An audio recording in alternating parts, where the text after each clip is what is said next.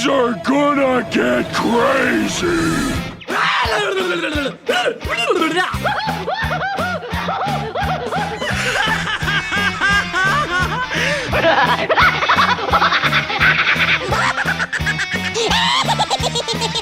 Most everyone's mad here.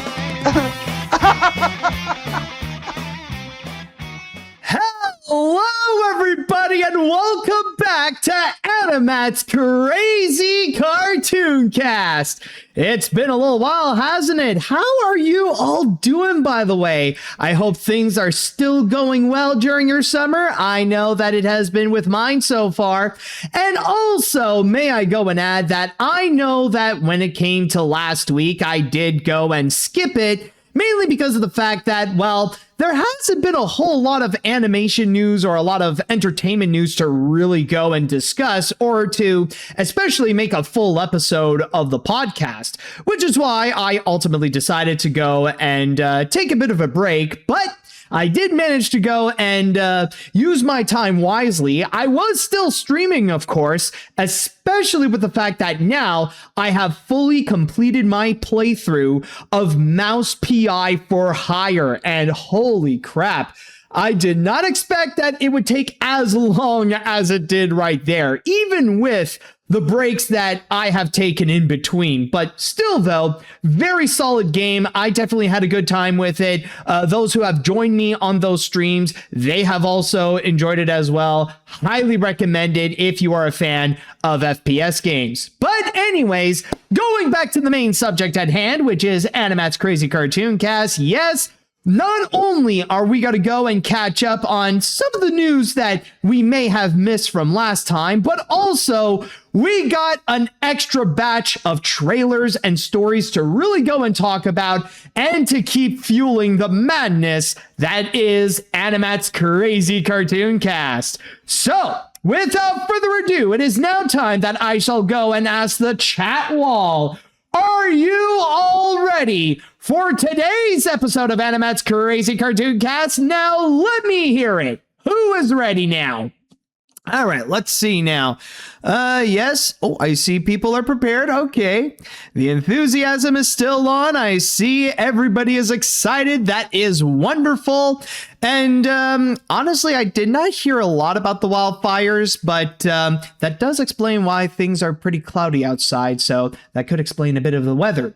But without further ado, it is now time that we shall go and get things started. Oh, and speaking of get things started, right on time, Meta Ralph coming in as a new fish. Thank you so much, Meta Ralph. But anyways, going back to the main subject at hand, our first story. And of course, we are going to go and begin with a couple of trailers. And the first one that I have here, well, this is actually for an upcoming DreamWorks animated movie.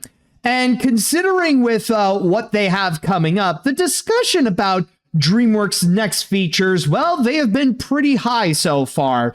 And especially with this one, considering that it has already made a big name for itself, even before this trailer has been released, which makes it a little bit more interesting. So, without further ado, why don't we go and actually begin this by checking out the teaser trailer for the upcoming animated feature from DreamWorks, which is Cocomelon the movie. The lost and found box. Boba?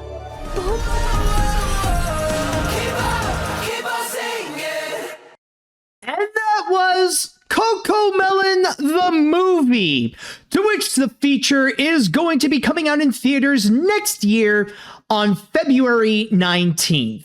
Now, oh, by the way, before I go and continue, I just want to go and mention a big thanks to another new fish here, even though it is a gifted stub. Welcome aboard, Lee, in terms of being a new fish in here. So I hope you go and enjoy the pond. All right, but anyways, back to what I was talking about here. Yes, with the Cocomelon movie trailer that we just saw. Now, I know about Cocomelon's infamous reputation. A lot of people would even go as far and say that with Cocomelon, it is scientifically engineered to be made just for engagement. Like they would even go and do like a lot of research and a lot of studies to try to figure out what is it that can easily retain the attention of children in order for them to keep watching the videos. And it's because of that, with the way that they are crafted, Cocomelon has went on to become the definitive example of brain rot. Basically, something in which there's nothing in order to gain, there's no substance in order to go and achieve with the Cocomelon videos. All they are is just time fillers. Basically, at best, they're just kid distractors to keep them quiet and have their eyes glued to the iPad or whatever screen they may have, while the parents would go and do their own thing. Or especially like in restaurants, for example, if they want to go and tame their child, they would just go and put on some Cocomelon and stuff like that. So that's why with Cocomelon, despite its massive popularity, it has also gotten a severe amount of backlash. And that's why when I heard that this trailer was released and showing us our first true taste of what's to come with the Cocomelon movie, I was expecting a lot of cringe, because I remember I think I tried once to go and watch a Cocomelon video and I ended up getting a bit of a headache, and it's like, okay, no, I can't. I can't continue because it's starting to physically hurt. And I was expecting like a massive amount of cringe. I was expecting that brain rot type of video that I would go and experience with the teaser, but especially now that it would be amplified because it's going to be a movie and stuff like that. I was ready. I was personally ready to go and fully hate this fully hate the trailer. And I mean, I've seen some of that type of reactions that people would go and express, but I will say I was rather shocked that I didn't really see anything that would be cringeworthy or anything that would feel like very upsetting, to be very honest. Like honestly, I didn't get much in terms of an emotional reaction in terms of watching this. And I'll even add, like, the one thing I will give to its credit is that the animation is honestly, it's not bad. I'm not going to say that it's great, but it doesn't look terrible either. At least it is well crafted in terms of the visuals. Like, at least the animators were able to go and do their job. So yeah, honestly, I was rather shocked that I didn't come in like fully hating it or feel like the absolute brain rot vibe from what I would keep on hearing about Cocomelon. But with that said, does that mean that I actually enjoyed this trailer? Absolutely not. Because, okay, sure, I didn't get much of a negative emotion out of it, but I also didn't get much of an emotion in general either. I honestly got absolutely nothing from this. And if anything, my biggest criticism with what we have seen with this teaser right here is the fact that not the fact, but in my opinion, from what I've seen, this is absolutely bland. The story feels bland. The visual concepts feel bland. There's nothing about it that I could see that honestly feels original. In a way, the best way to describe with what they have presented in the teaser is that it honestly feels like a Rugrats ripoff that's like 30 years too late. If anything, like if I could go and compare, because outside of that, like, what is the narrative about? Like, okay, you got these little children that they check their lost and found box, and one of them is upset that he's missing his bear, and then they suddenly go on this cutesy little magical adventure in the lost and found fantasy world in order to go and save the bear? Is that really it? And I mean, yeah, sure, like, even in terms of the animation, okay, like, yeah, it looks nice, But there's honestly nothing about it that I feel like is original in terms of the concepts of what they would go and bring in. It's just honestly a bunch of like last minute random things to go and add that may be appealing to children and kindergartners. And I mean, like, at the most that I could probably go and say is that maybe this is a fantasy land that a kindergartner would go and make up. But again, there's nothing about it that feels like it's original or that it really feels creative. If anything, it just feels like the basic template of try to create a kindergarten-like world and then poof, there you have it. So that's why for me, like, that's the thing that I feel like is just the most shocking. It's just the absolute blandness of it all. You know, it's like my reaction to what I've seen right here is that honestly, I kind of felt the same way like when I watched Swapped. Because I felt like I know there like Swap does have its audience and it is like massively popular where it's only K-pop Demon Hunters. That's the only animated feature that's more popular than Swapped on Netflix. But still though, like even though I still stand that it is a mediocre Freaky Friday ripoff, I also feel like to its credit, at least it does offer something. At least it does have creative world building. But so far with what they've shown in the Cocomelon movie, there's nothing. I feel like it's just an empty, creativeless world here that, like, maybe some could say maybe that's the factor that feels like, okay, maybe that's the Cocomelon aspect of it. They just throw random things for the sake of like grabbing kids' attention and stuff like that. But to be very honest, like for me, I just got nothing from this. It just feels so unoriginal. It just feels so bland. Like, honestly, like through this whole thing, this, like so far, this honestly looks like what people who don't care about animation thinks this is what animation is. Like the kind of like cynical, grumpy people who think that, you know, animation is nothing but kid stuff. Like if you would ask them to make an animated movie, this is what they would ultimately come up with. So there honestly isn't a whole lot to go and describe because again, this is nothing more but a teaser trailer, but yeah, I am massively unimpressed. Like, honestly, I kind of do wish that maybe there would be like those cringy things that it could go and bring out so that I could at least feel something about it. But with what they have presented here, however, it's nothing. I got nothing out of it. I feel like I just saw nothing and that it offers me absolutely nothing. And no, we cannot go and put out the excuse of like, oh, well, you know, this is just a movie for like younger audiences, not just a family film, but like, you know, it's for preschoolers. It's for the younger crowd out there. But okay, but then again, there's also the fact that coming soon, as I'm recording this, there's going to be the Paw Patrol Dino movie. And at least with that feature, it does offer something beyond the Paw Patrol brand. At least it does show like dinosaurs so that, hey, kids, you like dinosaurs? Then here's a movie for you. Like, you know, you can have your own dinosaur movie if the end of Oak Street is a little too scary. You know, there is that at the very least. Like Paw Patrol can deliver something of value that feels like, okay, it sounds simple enough, just Paw Patrol with dinosaurs, but okay, there's something that you could work with as a movie. But here, however, I just feel like with the Cocomelon movie, the only thing that it really has going for it is just the name itself.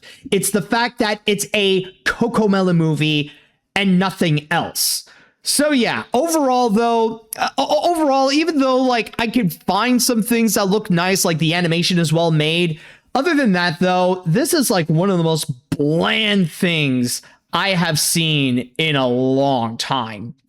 And with that said, though, now it is time I want to go and pass this on to the chat wall. And I want to go and ask you all, what did you think of the Cocomelon movie teaser trailer? Are there some of you who actually do like it? Are there some of you who actually hated this more than I did? I would like to know your thoughts on it. And honestly, I don't think I'm going to go and do a poll on this because I feel like it's going to be one of those things that might be pretty unanimous in terms of how you may feel. I could be wrong, but we shall see. All right, so let's see what we got here in terms of comments. I don't care. I don't think this is worth complaining about. I'm not the target audience. Hopefully the kids will like it. I don't know enough about Cocomelon other than when people complain about kids' brain rot content. But with that being said, I don't care. I don't know how rotty it actually is. So yeah, show your kids the Bluey movie or Lightning Racers if you want 2027 animated preschool content. Well, there is that. That is true. Let's see. Same studio that gave us The Prince of Egypt, by the way. Between this preschool slop and Shrek 5, Fantastic Island, or you probably mean Forgotten Island, had better be DreamWorks' best movie ever to salvage the studio's reputation. I don't even know who this is for. Cocomelon's primary demographic doesn't even have object permanence, let alone the ability to sit still in a theater. Yeah, that's always been the biggest concern in terms of like these types of preschool movies because, yeah, the main target audience would feel like it's going to be for children. And I mean, it would be one thing if they would go and release it directly on streaming. Like, okay, like that's perfectly fine. But having it out in the movie theaters, I feel like that is a bit of a risk because you know there are going to be those parents out there who are going to go and bring their babies to the movie theater and yeah, that can bring up a whole set of problems in itself. Let's see now. I mean, what do you want me to say? I'm not a Cocomelon fan because I'm 23, but when you view this as simply a movie, Shrek 5's looking pretty good right now, ain't it? The story just feels like the Gabby's Dollhouse movie again. The Rice Darby thing gives off some major twist villain vibe, and even the animation isn't all that great, which is shocking because this is animated by D. Neg. Needless to say, this is a pass. I'm gonna stick to Ice Age Boiling Point over it. Never thought I'd say that. Yeah, I get what you mean. Like, of course, it's one thing that this is meant for like preschoolers and that obviously you're too old to go and watch the feature. I mean, I understand because I'm also technically too old for this as well. But even just like as a movie in itself is just, it has nothing to offer now. It's just that it's really a feature that just provides nothing. Anyways, let's see here. The word nothing burger is thrown around a lot nowadays, but this looks like the ultimate definition of that kind of movie. I'm sure there are far better stuff to show your preschooler, even the recent Paw Patrol 3, but the one thing I'm excited less for that film in itself is if it becomes the next Animal Farm for all those grown-ass animation YouTubers just make their own rant videos when they could all just go out and touch grass. Oh, yeah, that is true. Yeah, you know, honestly, like, I did think about, like, okay, yeah, probably I'm gonna have to go and, like, check this movie out for the sake of making a review. But then again, should I? Honestly, at this point, like, like, now I'm having a bit of, like, second thoughts right now. Should I go and actually do a review of the Cocomelon movie? I don't know. I feel like maybe because it is like a fully animated feature, but I also understand like the explanation of like maybe not. I don't know. Like I still have several months, so like I'll have to think about it. Let's see, whatever. Let's see now. I'll give it this. At least the animation is a major step up compared to the show, and using that DreamWorks money to help make it look like the best that it could. To help make it look the best as possible visually. But I find it to be a bit cringe, unfortunately. Feels like a typical mainstream animated film with bad humor and generic kid characters. Keep in mind, we are getting Shrek 5 around the same time next year. 2027 is going to be an odd year for DreamWorks. Yeah, you're telling me. Let's see.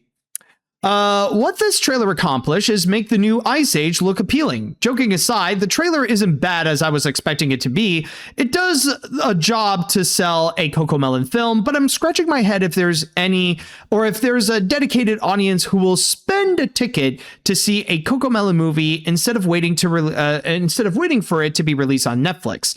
At least Bluey has an audience who would spend the money to see the film that's releasing in the same year. Oh yeah, exactly. Let's see now.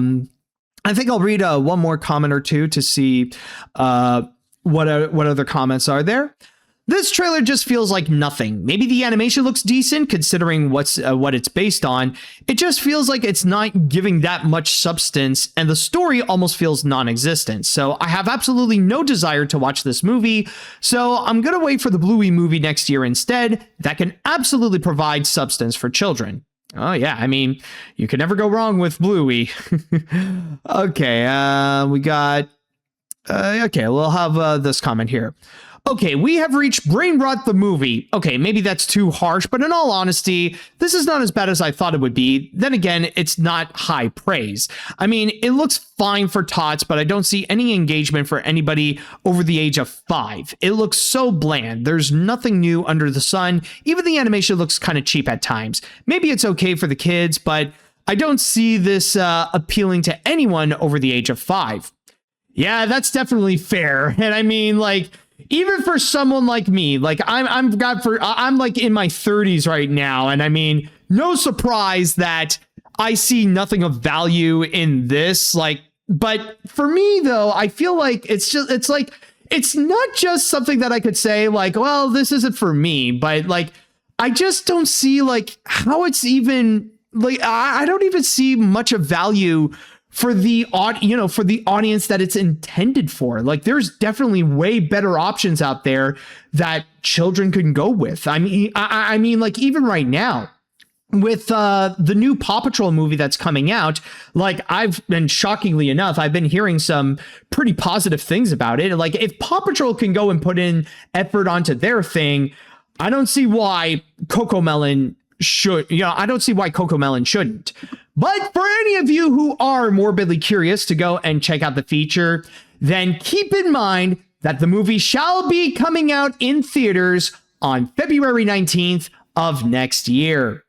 And with that said, we're going to go on to our first break. And when we do come back, we're going to look into another trailer, but this is actually going to be a bit of a practice round. We need to go and start exercising our talk about Disney, especially with what's going to be coming up during this weekend. So stay tuned for that. Welcome back. Now, on our next story, yes, we are going to go and begin a Disney discussion in order to go and prep up for what's going to be coming up this weekend, which will be D23. And yes, I'm going to go and say right now, the next episode of AniMat's Crazy Cartoon Cast will be entirely dedicated to this year's D23 Expo. And Logan Miller is going to be coming back to join me on our epic discussion on what's going to be coming up with Disney, whether it be with their movies, shows, theme parks, and more. But with that said, however, there is one thing that I do want to go and bring up. This is not going to be the story that I shall be talking about, but it is worth mentioning considering that there was a bit of controversy with that. And that is unfortunately in regards to the Proud Family, to which there was a banned episode that was revealed in which it featured a non-binary character. And this is unfortunately a continuation of the long string of controversies that especially Disney Television has gotten into when it comes to censorship of LGBTQ plus representation. We've seen this before with Win or Lose, where there was a trans character whose identity kind of got erased in the feature or is not as prominent that they are trans.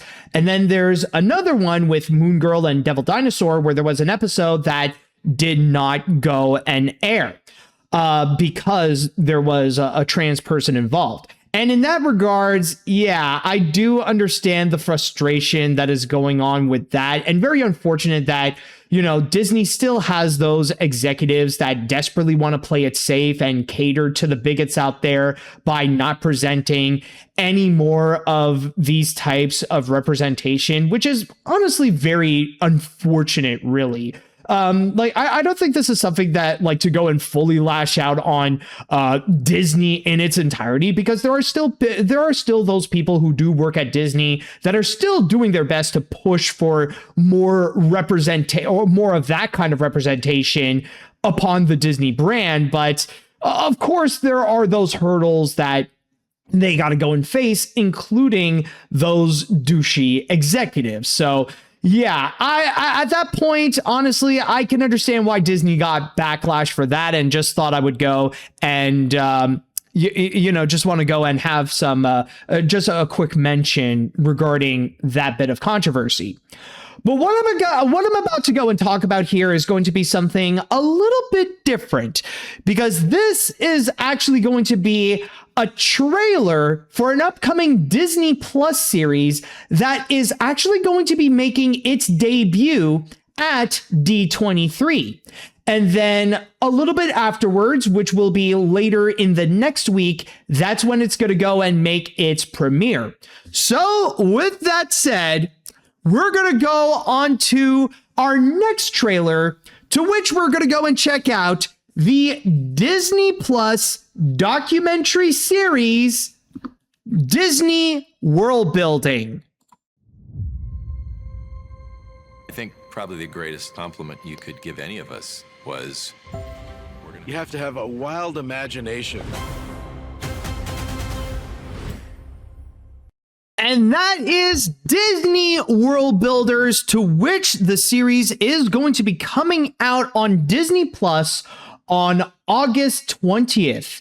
And the big significance with Disney Worldbuilders is that this is going to be a brand new documentary that is going to be brought to us by Leslie Iwerks. And if that name sounds familiar, or at least the last name sounds familiar, yes, she is indeed the granddaughter of one of the great animation pioneers, Iwerks. And since then, she has become a very noteworthy documentarian, and the works that she has done, honestly, are absolutely incredible. If you haven't seen a documentary by Leslie Iwerks, I highly recommend that you go and do so.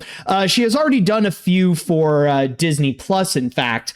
Actually, there is one in which that came out at the same time as the streaming service itself, which is the Imagineering story. And even though nowadays some could say that it is a little bit dated, because it is the history of the Disney parks all the way up to before COVID happened, all the way up to the opening of the Star Wars Land, Galaxy's Edge, or with Rise of the Resistance. Still, though, it's a very fascinating, and it's a fascinating documentary, and it really goes in depth in terms of the creation of some of their landmark rides, some of the big theme parks that have opened, like with Disney World, Disneyland Paris, Tokyo, and all that kind of stuff. I highly recommend you go and see it. And not to mention, there is also another documentary, and this one came out not too long ago, called Disneyland Handcrafted. This is a different style of documentary than what Leslie Iwerks would go and normally do, but that's also a great one, where it is nothing but footage of the entire construction of Disneyland, basically building the entire theme park from the ground up, like from when it was just a patch of land in Anaheim all the way up to the opening. And we also get a bunch of interviews from the people who did build Disneyland at the time. Honestly, it is actually very fascinating to see the development and the creation of not just the documentary itself, but also seeing how they go and build Disneyland. But with that said, there is also another one that I want to go and mention, because she doesn't just exclusively do Disney documentaries. Correct me if I'm wrong on this one, but I believe she also did a documentary commemorating the 100 years of Warner Brothers, and even did an entire Warner Brothers documentary that you could find on HBO Max. But with all that said, with Leslie Iwerks, you can go, you can guarantee to have an awesome documentary. And I will say, as a Disney fan, I could see the appeal of this particular project here, because the main goal is basically to show how they would go and take an already existing IP and how they go and turn that into the Disney parks. And in each episode, they have their own unique main character in there. And basically, they would go and have a talk with some of the big creative heads that are at Disney right now. So, of course, they would go and have a chat with Pete Docter to discuss about how they would go and take the Pixar movies and turn them into lands and attractions. They would go and talk to Jennifer Lee and how they would go and bring the world of Frozen to life, especially with a new entire land that is dedicated to Frozen that just opened in Paris. There was also Jared Bush, to which they would go and talk to him about how they did Zootopia in Shanghai Disneyland. And then also they talked to some of Disney's other IPs that they went and owned. Like they talked to Kevin Feige and how they would bring Marvel into the parks and how they built the Avengers campus. There is also Jon Favreau, to which they discussed, or not just Jon Favreau, but I believe they're going to talk to him and Dave Filoni in terms of bringing Star Wars to the parks, especially when it comes to Galaxy's Edge and rides such as the Millennium Smuggler's Run, and with Rise of the Resistance. And even talking to James Cameron in terms of how they would bring the world of Avatar to life in Animal Kingdom. So you kind of got each of those perspectives and talk about their movies, like remembering the past of when they created those features and how they go from that to actually literally stepping into the world in the Disney parks. Now, I know there's been a lot of controversy and debate about, the Disney parks especially should bring in more original IPs, like not actually based on anything from like the movies and stuff like that, but like just original stuff, stuff like Pirates of the Caribbean, Country Bear Jamboree, Haunted Mansion, and all that kind of stuff. But still, though, like that doesn't mean that with what they're doing right now, that doesn't mean that they're no longer doing great things. I mean, yeah, they'll have their mess ups. They'll have like a little bit of moments where things don't work out that well. I'll even say, yes, I am very well aware of the whole controversy of that new animatronic from Pirates of the Caribbean. And I will say that, yeah, I agree. It is awful. I think Disney just got way too overambitious in terms of making that pirate animatronic, especially with the changing face going from a living pirate to a skeleton. But I don't know. I feel like with the projections, with the projection face, it just doesn't work out, like they're overcomplicating a problem that was never even a problem in the first place. But with that said, though, there are still some things that they did right and that they can look amazing. In fact, just a few months ago, I did talk about Rock and Roller Coaster starring the Muppets and how it honestly looks phenomenal, especially the scooter animatronic that they brought in there that, in my opinion, perfectly replicates someone actually doing the puppeteering work for Scooter. Like, he looks exactly like a Muppet.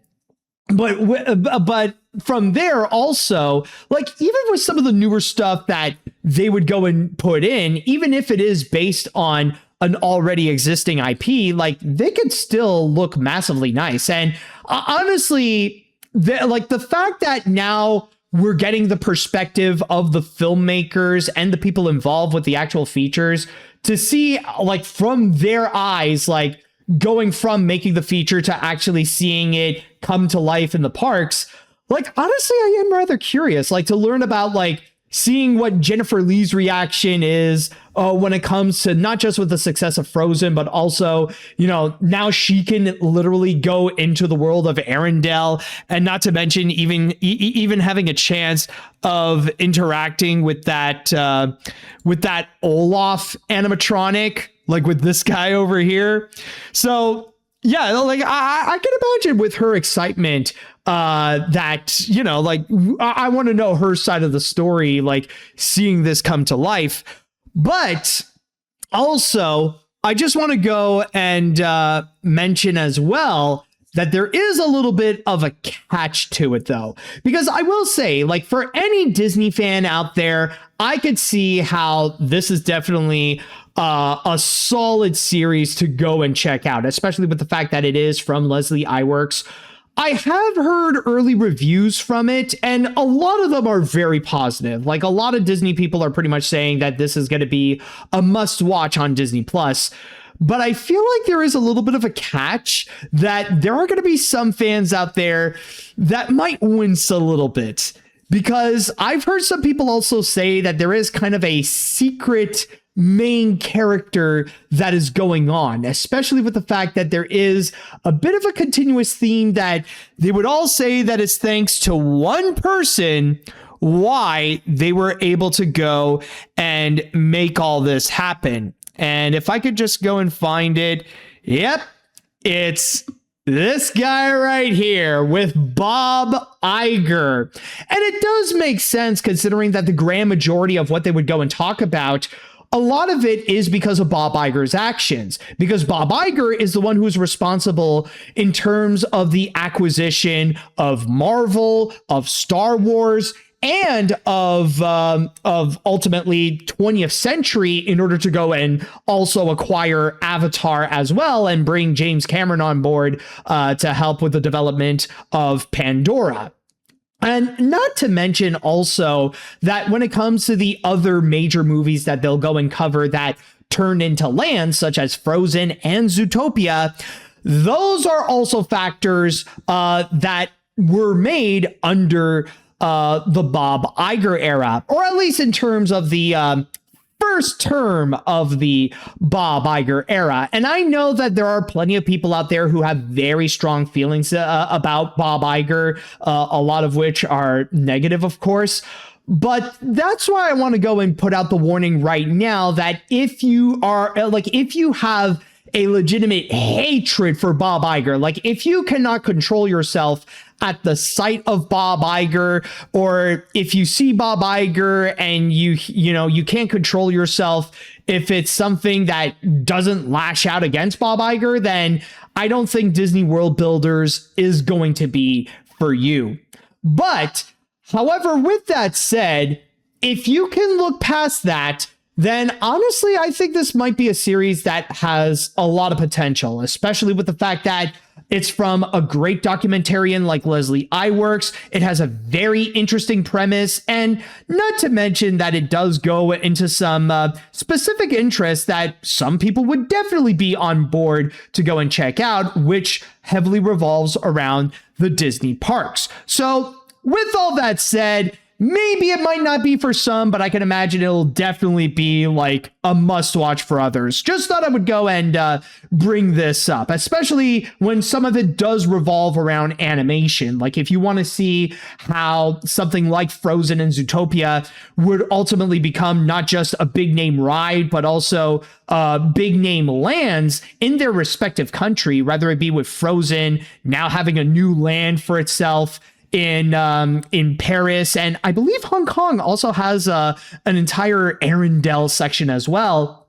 And then you also have Zootopia that has a whole section in Shanghai Disneyland, down to the point, and not to mention that the Zootopia land is pretty much the main reason why Shanghai Disneyland has actually become very successful. Like it's one of those where it's like, if you're going to go to Shanghai Disneyland, one of the first things you must do is go to the Zootopia section because the lines would eventually become stupidly long. So that's why I could see that there is some interest for animation fans out there. Like if you love Frozen, if you love Zootopia, then maybe at least check out those episodes of Disney Worldbuilders.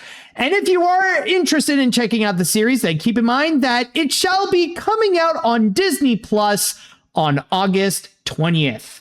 And with that said, now I would like to pass this on. I would like to pass this to the chat wall, and I want to ask you all: do you have any thoughts on what we have just seen with Disney Worldbuilders? Is this a series that you want to go and check out? Are you a little bit hesitant? Are you not interested in seeing it? In fact, I'm gonna go and write down on a poll. I'm gonna go and make a poll actually.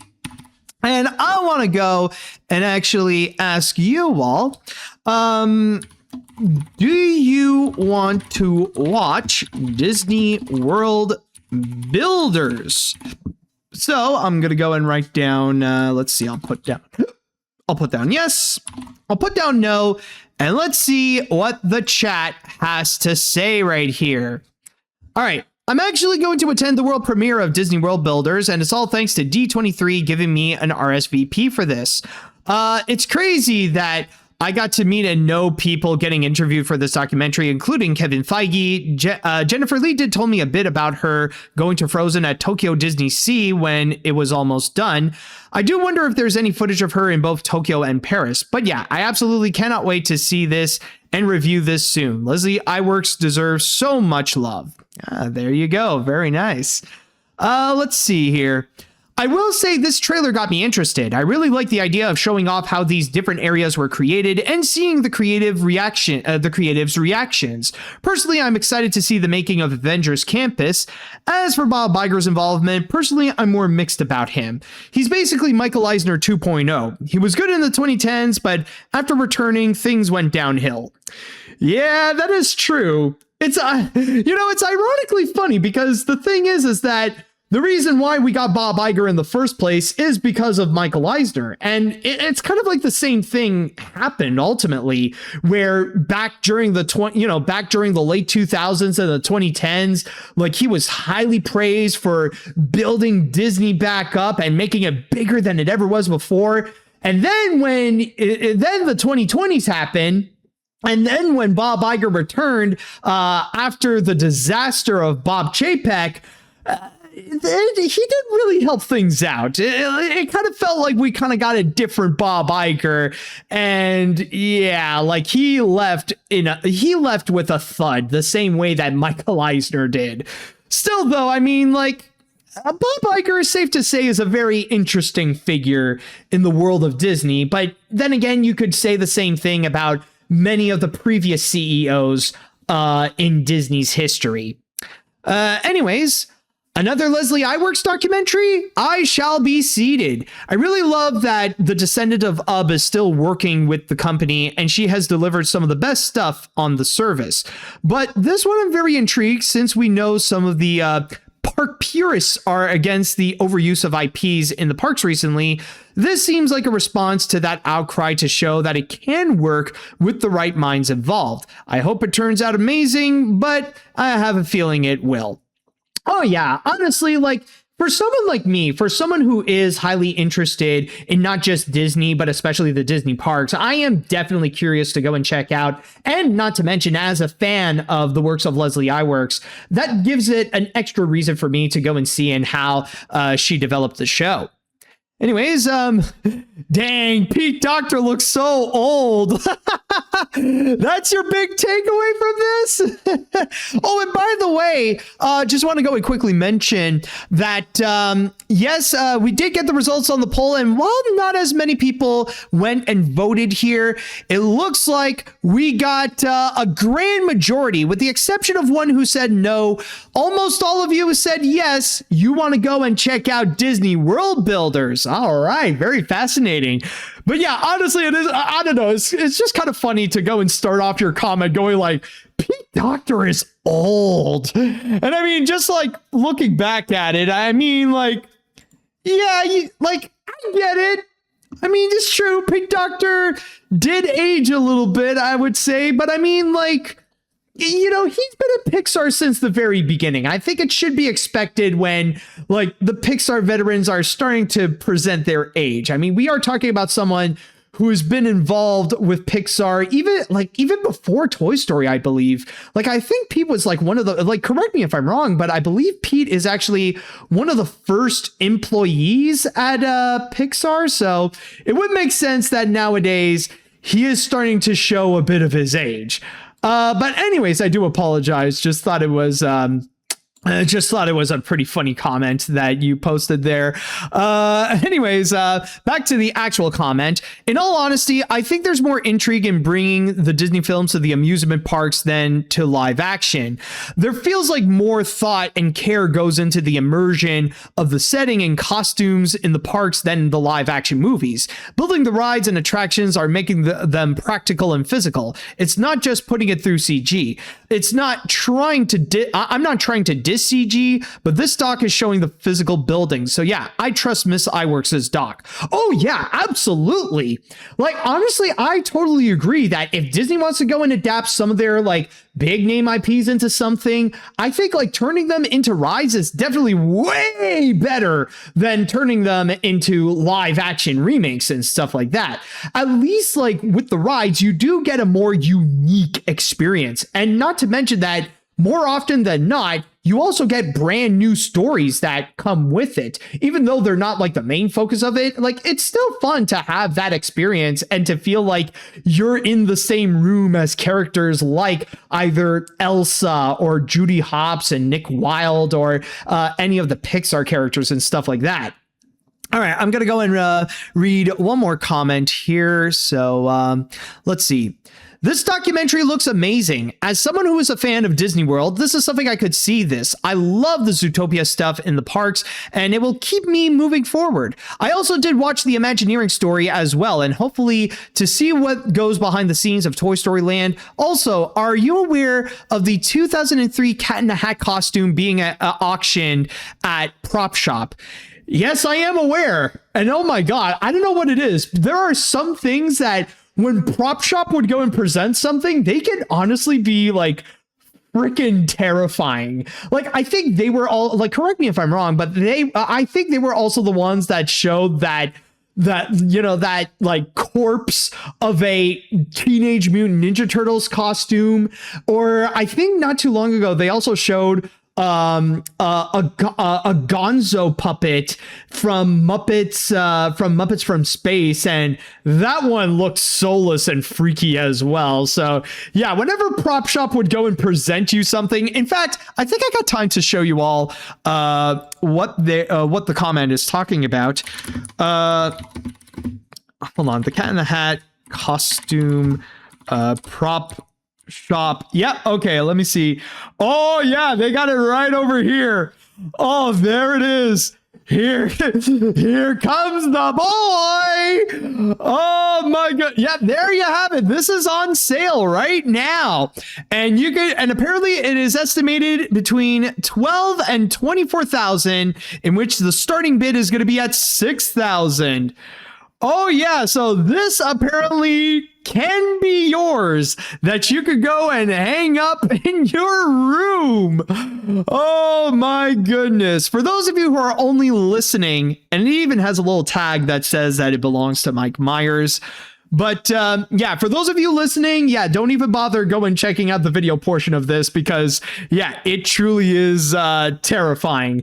But with all that said and done, this is all to go and say that if you are interested in checking out Disney Worldbuilders, then keep in mind that the series is going to be coming out on Disney Plus starting on August 20th.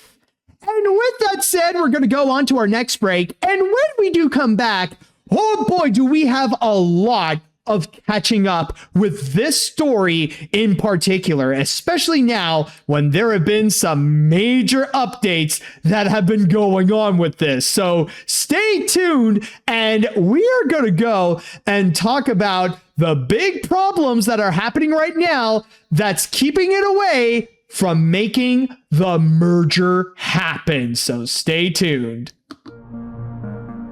Welcome back, everyone. And now when it comes to our next story over here, we are going to go and have a big update on something that I haven't talked about in a while, or at the very least, that I haven't done a whole segment on an episode of AniMat's Crazy Cartoon Cast. And that is in regards to the Paramount-Warner Bros. Merger. And since last time that we have discussed about this, there has been a lot that has been going on where at best, right now, the situation with it has been very complicated. Now, I will go and say right now that yes, there have been a few things that did go in Paramount's favor in order to go and pave the way in order to go and actually acquire Warner Brothers. They did manage to get the approval of Europe and the UK in order to go and make that happen. And not to mention that there was a court case that was dismissed that was meant to block the merger, in which the judge said that there wasn't enough evidence in order to go and justify this whole lawsuit in the first place. So yes, there were a few W's that Paramount managed to go and get. But at the same time, however, there have also been a lot of things that occurred that really made this more of a massive mess. Yes, it did get a few W's, but the amount of L's that it has gotten, or the amount of pushback that it has received, it is massive. And even though there was one lawsuit that got dismissed, there is another one that's going to be coming up that is much bigger and much more intimidating for Paramount. Because last time, it was just a few people, like a few civilians that are just like concerned subscribers and stuff like that. But in terms of the next lawsuit coming up, oh boy, now Paramount has to now they have to face some powerful forces, which includes 12 state attorney generals. And then later, there was the Writers Guild of America that also jumped into the lawsuit that is meant to go and prevent this merger from happening.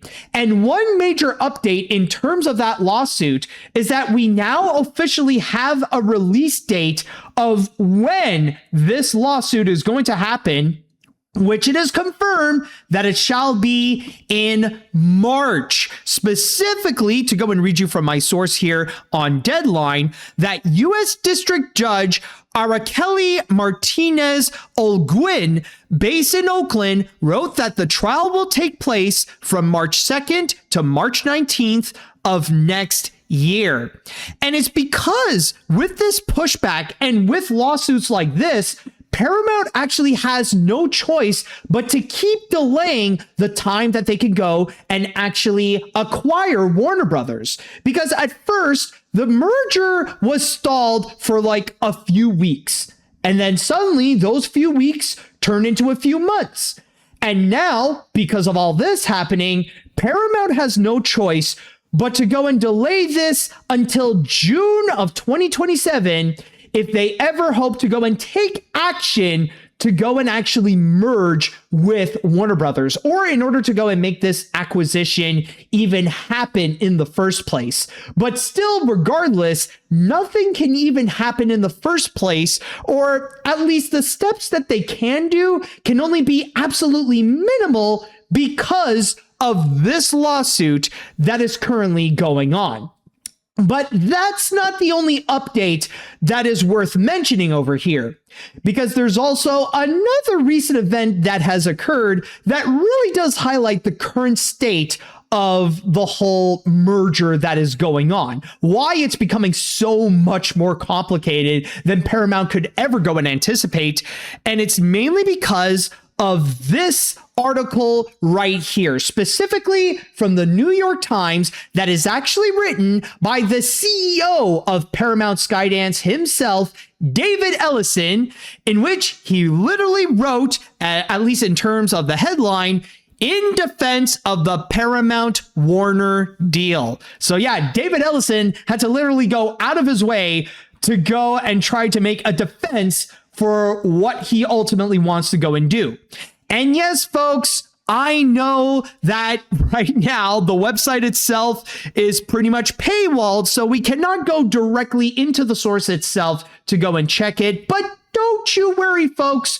We actually do have some backup. In fact, there are plenty of other websites out there that actually do highlight what David Ellison wanted to go and say in here, including this article here on Deadline. Now, the thing is with David Ellison, in terms of his defense, is that one thing that he would go and mention is that he would go and antagonize those that want to go and block this merger from even happening in the first place, where he argued that the only reason as to why there are people who disapprove of his merger in the first place is because of CNN. It's not because of any monopoly theories. It's not because of giving a lot of power to a few individuals to merge these companies together. It's not any of that. It's mainly because of CNN. And especially with the fact that David carries the Ellison name, there are a lot of people who are also very concerned, to say the least, that he would be very conservative with it, especially because of his association with his dad, Larry Ellison, who is a very notorious Republican billionaire who would constantly give his money to the Republicans, no matter how far to the right that they would go and lean, even to this day. And of course, there's also his close ties to Donald Trump. A lot of people are thinking that maybe CNN is just going to turn into a Fox News clone. In that regards, however, David Ellison would go and make his plea that this may not be the case. So to go and read you here from my source on Deadline, it says here that to his anticipated stewardship of CNN, Ellison writes, "I can't give anyone a view into my heart and mind, but I can share this. I have regularly voted for candidates of both parties. I hold some views that would be called conservative and others that would be called liberal, just like most Americans. And when it comes to our news or operations, I do not aspire to lead these companies to bend their newsrooms to my views. I believe that news should be based on facts and truth." He would then continue to go and say right over here, "CBS News and CNN are here to tell it straight down the middle," Ellison asserted in the essay, "that requires newsrooms that reflect the whole world, not one side of it.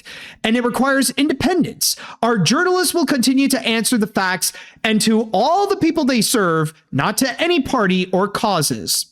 And it also adds that diminishing public trust in news. Here, Ellison cites a Gallup poll that found that just 28% of Americans trust the news, is a core issue facing all new leaders, Ellison says. As the overseer of CNN, he says restoring trust would be at the core of his mission. Trust can't be argued back, but it can be earned back. Story by story, day by day, he writes. In an age when so much of what fills our screens is machine generated or engineered to enrage, journalism for real reporters matter more than ever. That is the work I intend to pay for patiently for a long time. And with that said, let me just go and start things off by saying that honestly, dude, do you really think I'm gonna buy into that absolute nonsense right here?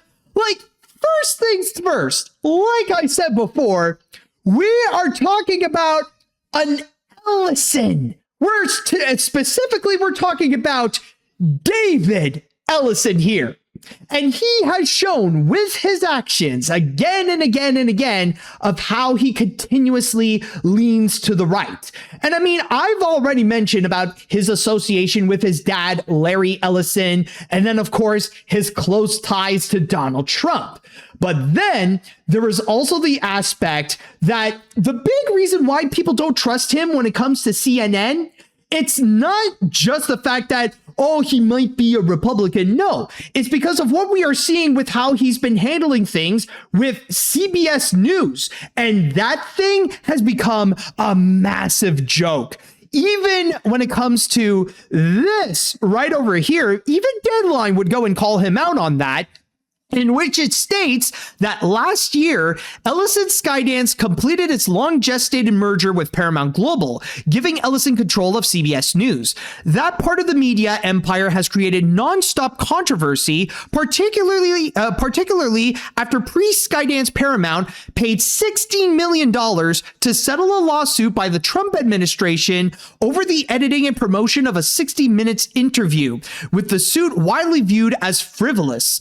The makeover of top-rated 60 Minutes, with most of its correspondents departing in recent months amidst charges of meddling by editor-in-chief Barry Weiss, who reports directly to Ellison and has only added to the furor.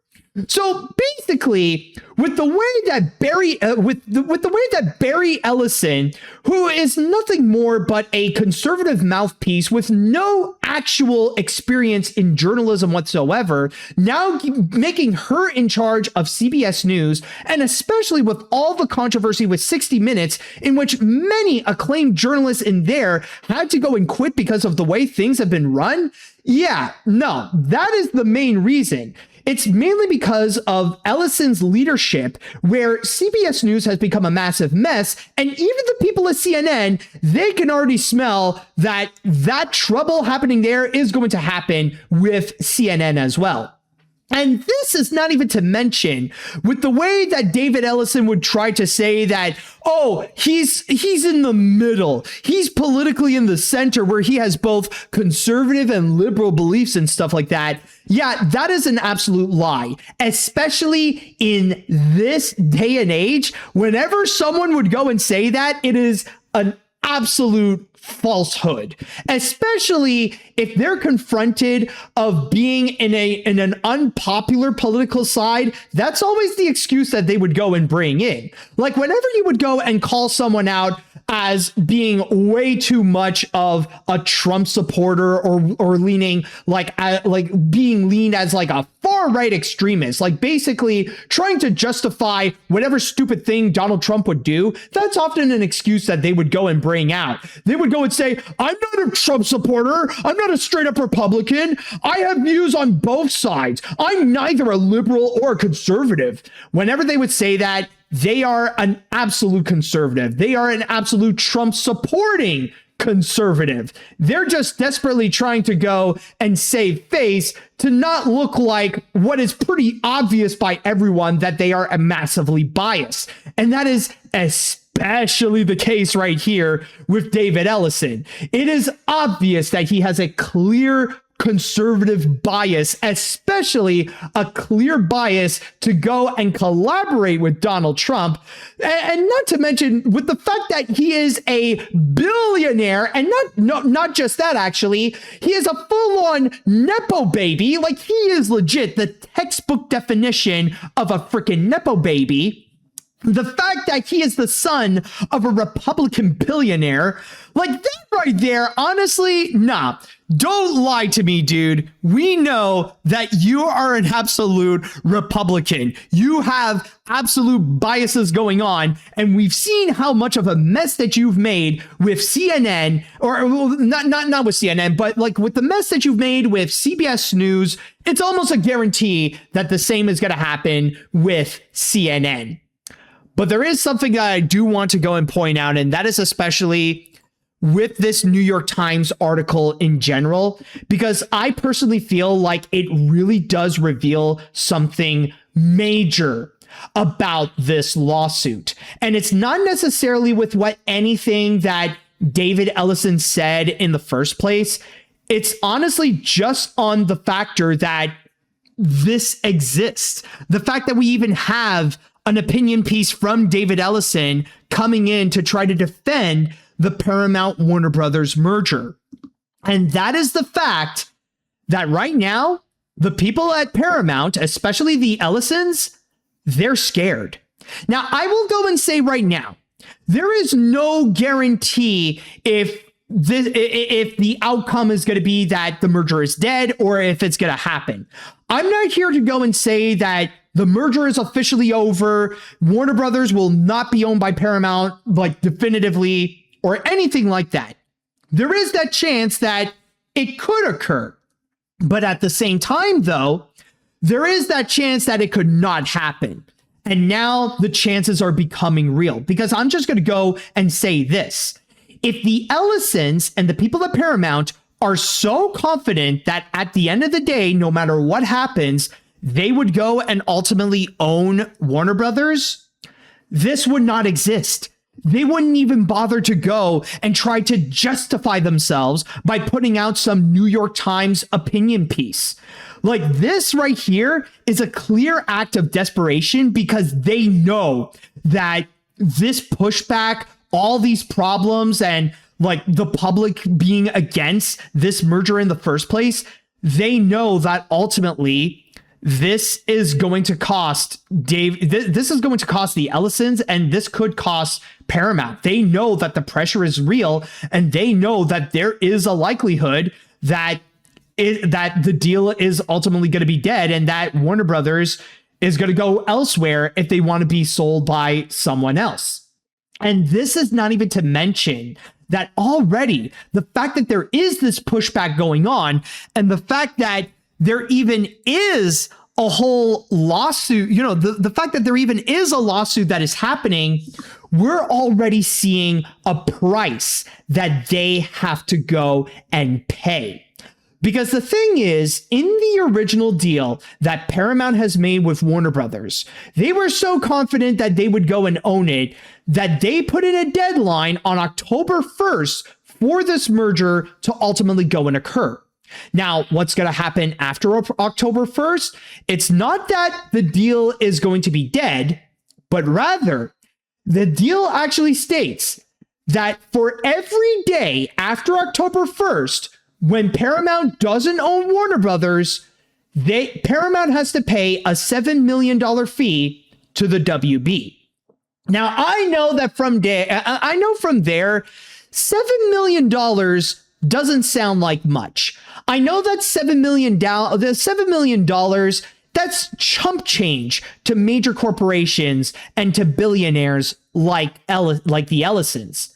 But keep in mind, it is $7 million a day. And right now, Paramount cannot do anything with Warner Brothers until the lawsuit is settled, which, by the way, is scheduled in March. So think about this, folks. For $7 million on each day, they got to pay for all 31 days in October. Then they got to pay all 30 days in November. Then they got to pay all 31 days in December. Then they got to pay all 31 days in January. And then they got to pay all 28 days in February. And then they got some extra payment that they got to do in March.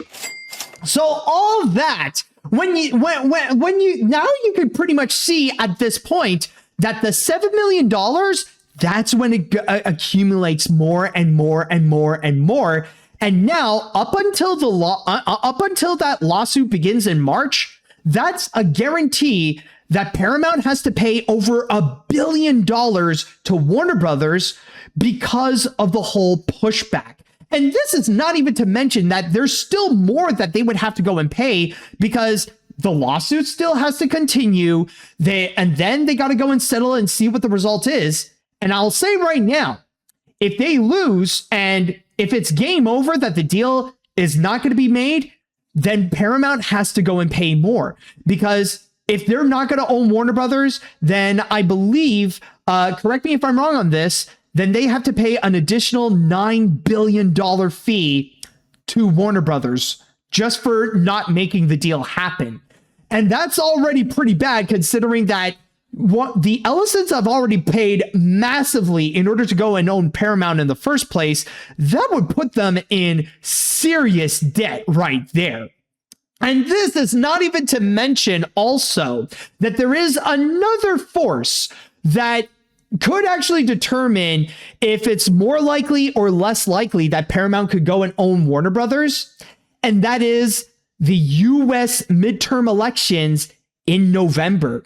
Because right now, what we are seeing is that when it comes to the Democratic side, they're actually voting more and more progressives in terms of their representatives.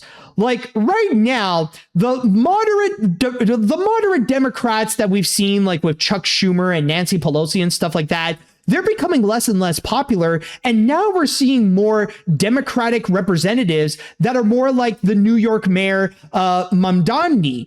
Like we're actually seeing more progressives, even socialists, that are being elected to be represented for the Democratic side of whatever county they're in, or even whatever state that they may be in. Like now they're going to be running for Senate. They're going to be running for Congress and stuff like that. And I'm going to go and say right now, I'm not saying there's a guarantee, but there is a likelihood that maybe in the Senate and maybe in Congress, we could see things be flipped more in blue. And it doesn't matter if Trump is still in power and stuff like that.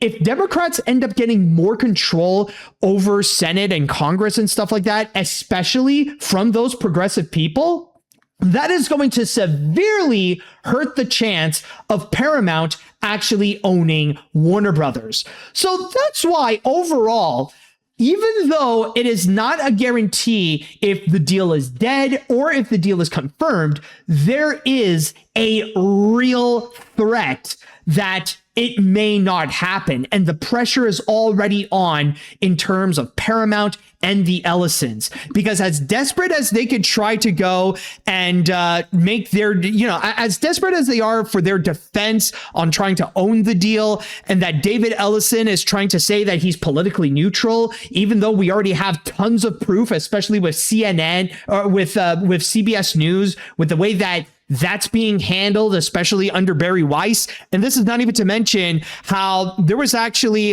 a 60-minute story that Paramount actually shut down that involved Jeffrey Epstein, to which I will say, I know that CBS News did deny that this is true, but still the fact that this is going on, it's not looking good for David Ellison's bias. So overall, this really does highlight that now there is a real threat when it comes to the merger of Paramount and Warner Brothers.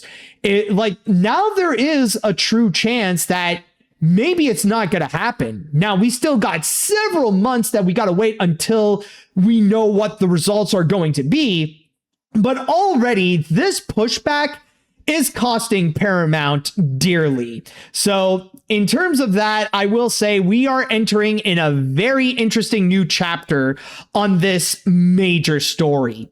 So with that said, I know we don't necessarily have a whole lot of time at this point, but now I want to go and quickly ask the chat wall, what do you all think about this big update that we have going on with the Paramount-Warner Bros. Merger? Do you think that it will increase the chances of making the deal dead? Do you think that there's going to be a way that the Ellisons will pull through and they'll own Warner Brothers? Let me know what you think right here. All right. Well, we got some good news, everyone. This merger is stalled. Not stopped, but stalled. The public hates this merger, and now it's stuck in court with a case to block it. Oh, and remember, Paramount can't do a single thing until March except pay $7 million to the Warner Brothers for more than 150 days to watch. Doing the math is a lot of money. They are desperate to make this happen, especially make CNN a third Fox News, but it looks more than unlikely. All right. Sorry for my language, but seriously, what the F is going on with you, Ellison? You want to buy Warner Brothers so badly just for CNN? You want actors and actresses to be blacklisted from Paramount and Warner Brothers to be blacklisted from Paramount and Warner Brothers for being pro-Palestine? You want to hurt people working in the industry? You promised 30 movies in theaters every year? I'm sorry, you lied. Stay away from Warner Brothers. And that's also another thing. Thank you for bringing this up, but that's another thing to show David Ellison's political bias.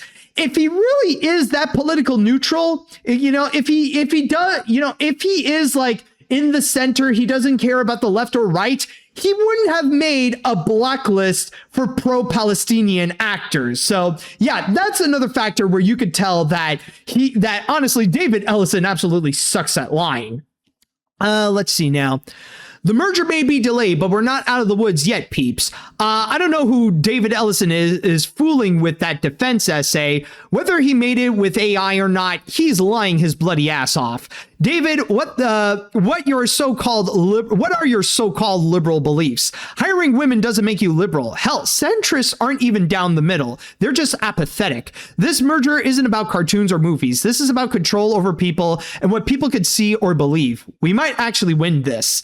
Oh yeah, like honestly, I wouldn't be surprised if David Ellison was not the one who actually wrote this article. I mean, considering we are talking about a nepo baby of a Republican billionaire, I do not believe that this man has the intellectual capacity to go and write a New York Times opinion piece. He definitely must have gotten someone else in order to do so, rather it be any of his assistants, or maybe it's like ChatGPT. I don't know, but I don't believe it's him who actually wrote that thing.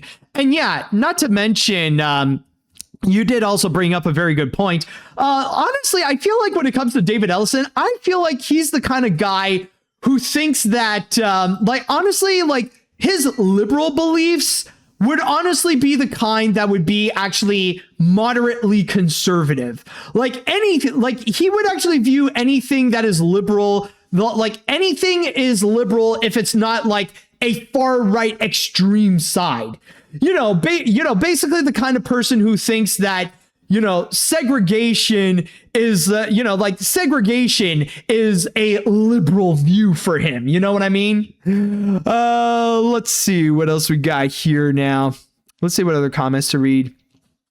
I think it's safe to say that this merger has become a massive mess. The fact that there's now a lawsuit to stop this thing from happening is insane, not to mention David Ellison's response to it and how he's panicking. And honestly, I'm hoping this lawsuit can be successful and this merger is stopped for good. Also, considering this is going to happen after the midterms, and if it happens and Trump and Republicans end up getting destroyed in midterms, that could increase the chances of this merger being stopped. Exactly. I mean, there might be more updates to come, but so far, I mean, as this podcast says it best, things are gonna get crazy.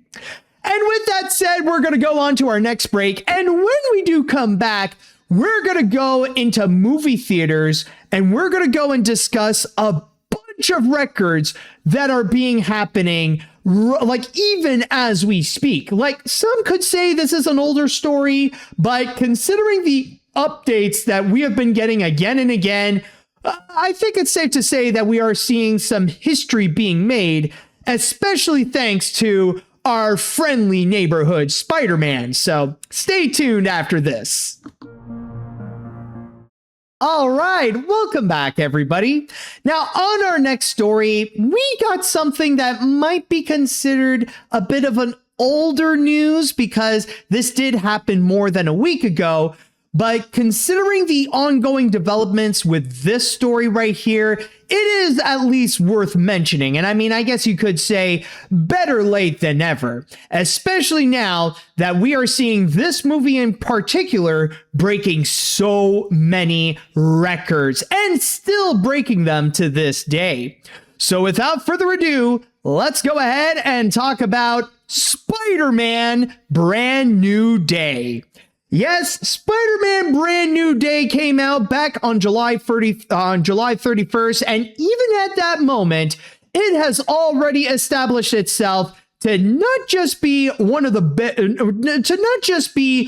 biggest movie of the year, but also to go and become one of the biggest movies of all time. And this was especially proven on its opening weekend back at the end of July and the start of August, where it managed to go and break the record for the biggest opening weekend in box office history. Yes, folks, it managed to beat out Avengers Endgame by just $3 million, where on the domestic box office alone, its opening weekend managed to go up to $360 million. I mean, the grand majority of movies that we have gotten so far this year, like, they couldn't even get up to $360 million worldwide. The fact that Spider-Man is able to do so, not just in one weekend, but just domestically, that is insane. And that's not even counting how it was able to go and even have a worldwide debut of $932 million on its opening weekend all around the world. So it actually started out very, very strong. And on top of that, it has also managed to go and break numerous of records. So if I could go and switch here to my source on Deadline, it actually states right here now, just to read you quickly, the list of records that it has beaten just on its opening weekend alone. So, so it says here, it managed to have the biggest opening at the domestic box office, like I said, the biggest weekend at domestic box office of all films. So if we do count also the, if we do add the Thursday preview, it managed to get 430 million. It is also the biggest domestic and global opening for Sony Pictures, the biggest domestic and global opening for a Spider-Man movie, the biggest US and Canada advanced ticket sales at $150 million, the biggest US previews of all time at $72 million on its Thursday, the day before its official release, the biggest Friday, including previews at the domestic box office at almost $170 million, the biggest domestic and global opening for director Destin Daniel Cretton, the biggest domestic and global opening for Zendaya and producer Amy Pascal, as well as the biggest domestic opening for Tom Holland. And we also got the biggest domestic opening for Kevin Feige as a producer. Then following that is the biggest opening weekend in the US admissions in the post-COVID era. It also has the biggest global weekend for AMC theaters and the biggest global 4-day weekend for Regal Global Entertainment Theater Circuit. And it even managed to break opening records in numerous of countries, including France, India, Brazil, Spain, Peru, Colombia, the UAE, Saudi Arabia, Chile, Turkey, Ecuador, and Belgium, as well as being the 38th MCU title to open at number 1 globally and domestically, the biggest global opening for ScreenX and 4DX formats combined, as well as the biggest Dolby Cinema opening weekend domestically. And this is just all the records during the opening weekend alone, because there is still more to go and cover. So we also have just a few days later, it managed to go and beat the record of being the second fastest movie ever to have over $1 billion at the box office, where it managed to have it in just 6 days. So it was able to do it quickly, but unfortunately not as fast as Avengers Endgame, but still being the second fastest is definitely worth noting right there. And not to mention that during this weekend, it managed to go and become the third biggest second weekend of all time at $145 million. And to go and read you from my source here on Variety, it even describes, like, to go into detail about this, just to put those stratospheric ticket sales in context, only one movie this year, Toy Story 5, earned around that much in its opening weekend, with Disney and Pixar's Adventure debuting at $159 million.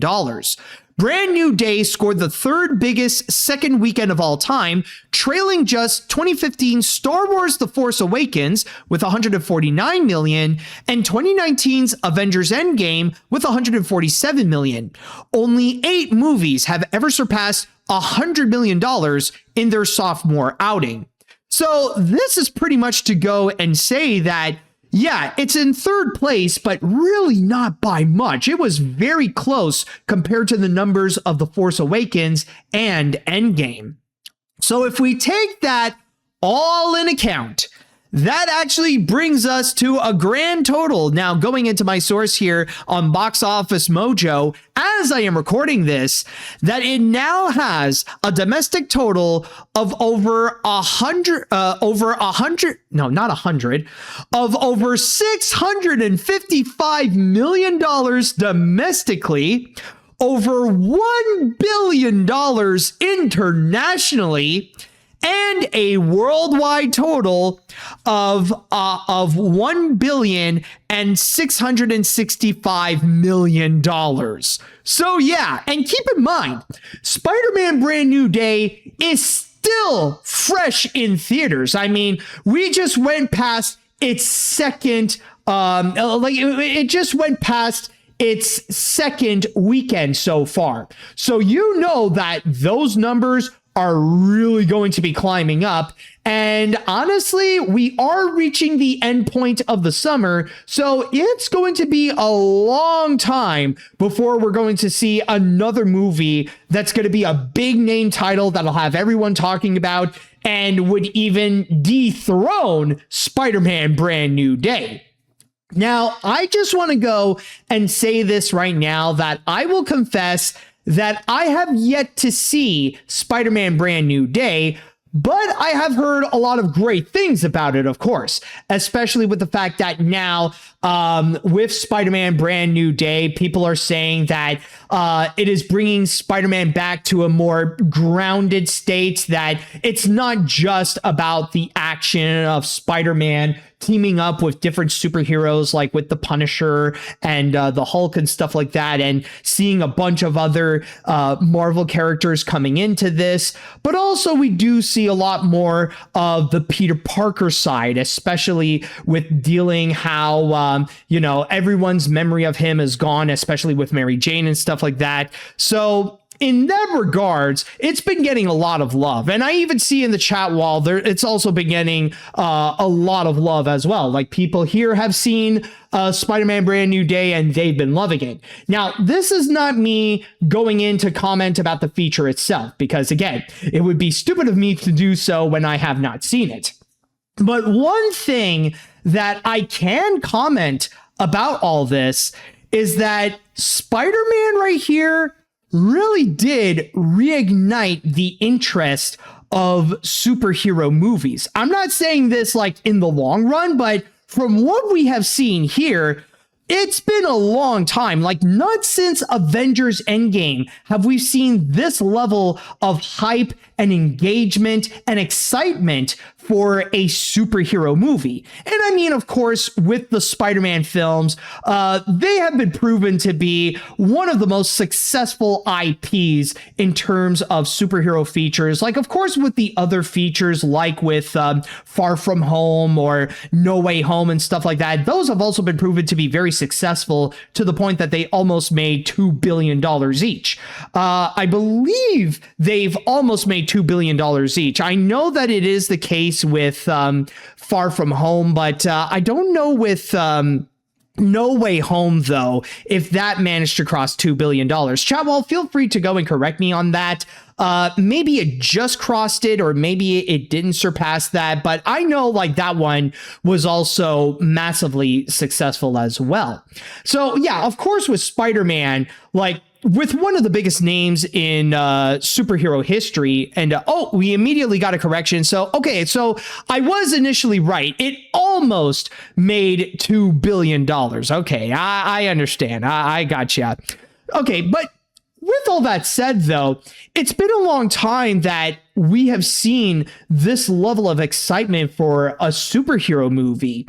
And this is not even to mention how nowadays a lot of people would go and argue about superhero fatigue, and it's unfortunately becoming more and more common how superhero films are not really becoming successful and even turning out to be major flops at the box office, regardless if the critics would not be kind to them, if they would be getting negative reviews, or if the reviews would generally be more positive. Like, for example, Thunderbolts was a film that really got a lot of love from critics, but it unfortunately did not do well at the box office.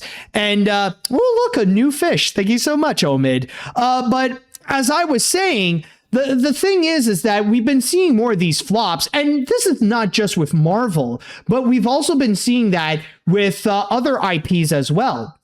Like even with Sony, when they have been doing the Spider-Man spin-off films, yeah, it's one thing with the Venom movies, that they have been proven to be a bit like hit after hit, but then they also really fumbled hard with stuff like Madam Web, Kraven the Hunter, and Morbius and stuff like that. And those have been massive disasters, not just as movies, but also financially, where they might have been the biggest superhero box office bombs out there.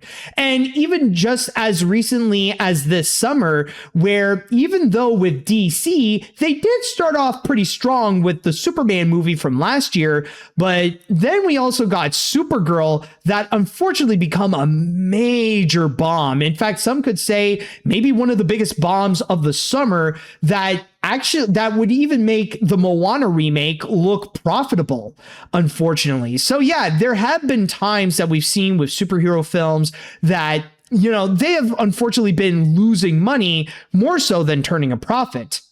But then you got Spider-Man that immediately reignited the interest of superhero films and bringing audiences back to movie theaters. And this is not even to mention that so far, this has been considered to be an extremely successful summer, because it's not just with Spider-Man Brand New Day, because prior to this, we have also been getting more successful movies that have been coming out that people have been really wanting to go see. Like we saw this with Toy Story 5, for example, that it exceeded all expectations and not only got a lot of love from critics and from audiences, but it even managed to go and make over $1 billion and even outgrossing the Super Mario Galaxy movie.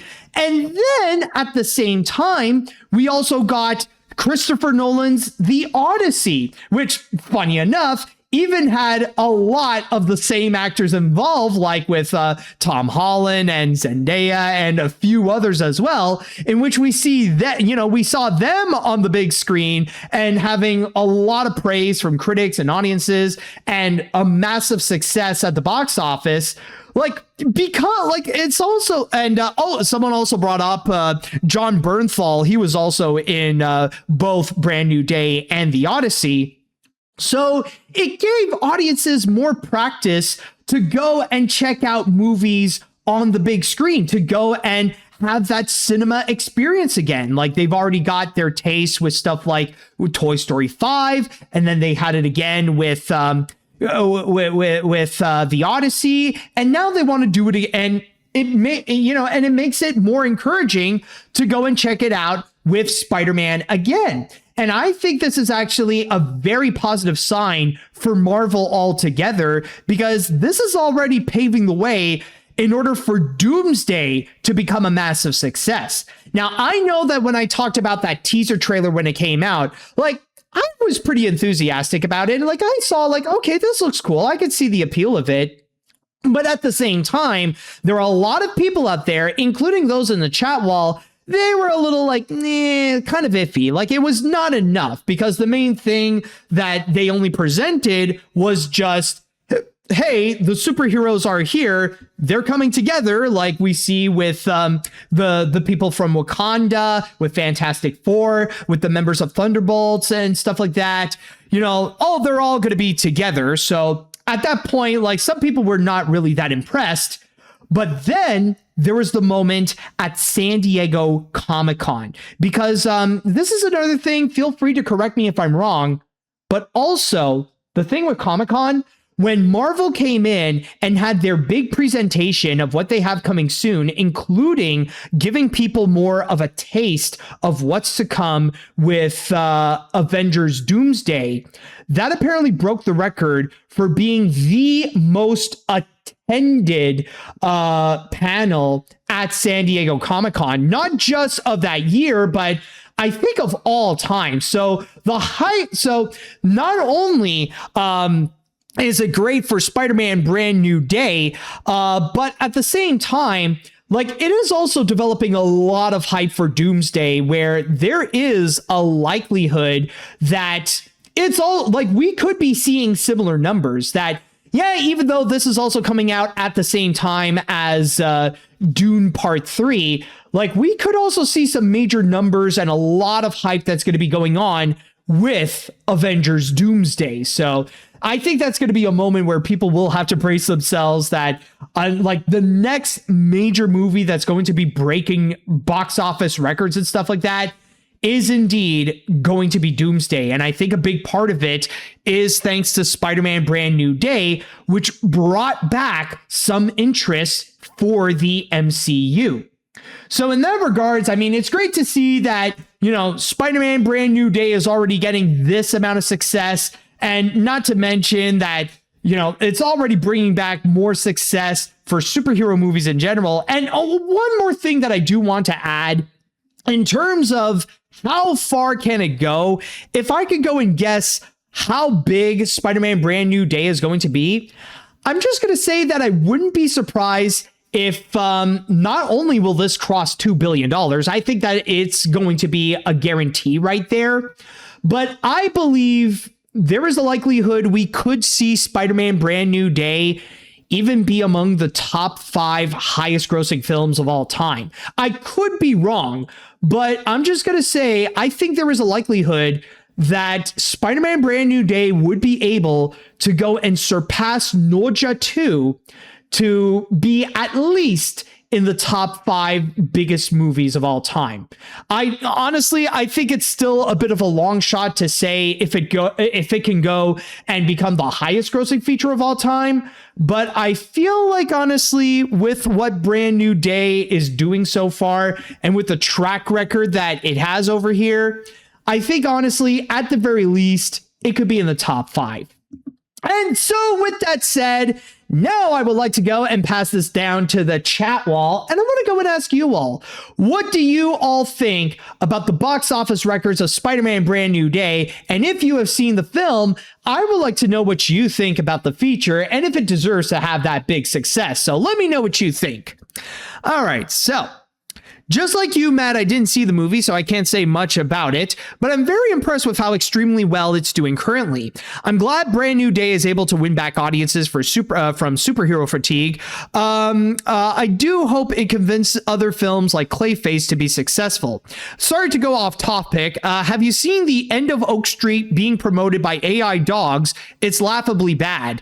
Nah, honestly, I haven't seen it. I mean, I don't really care about it right now because I'm pretty much preparing myself for what's to come with the other dinosaur movie that's going to be coming out, which, funny enough, is going to be freaking Paw Patrol. Let's see now.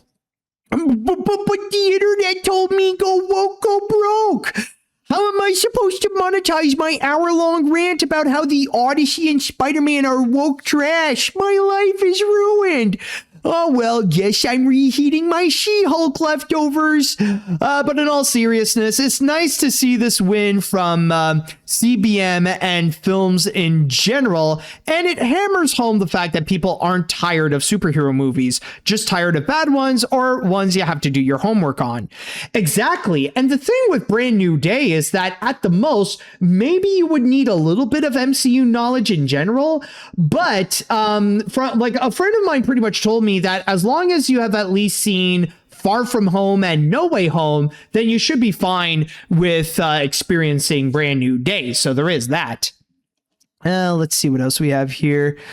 I remember I saw the movie on opening day and I loved it. I knew it would do well, but not this well. Between positive word of mouth, the fact that it's been almost 5 years since the last MCU Spider-Man movie, and Spider-Man being an icon, this is definitely deserved. And I think it's absolutely going to surpass $2 billion very soon. And honestly, I think it's debatable if Doomsday will do as well as Brand New Day. It could do extremely well, but maybe not as good.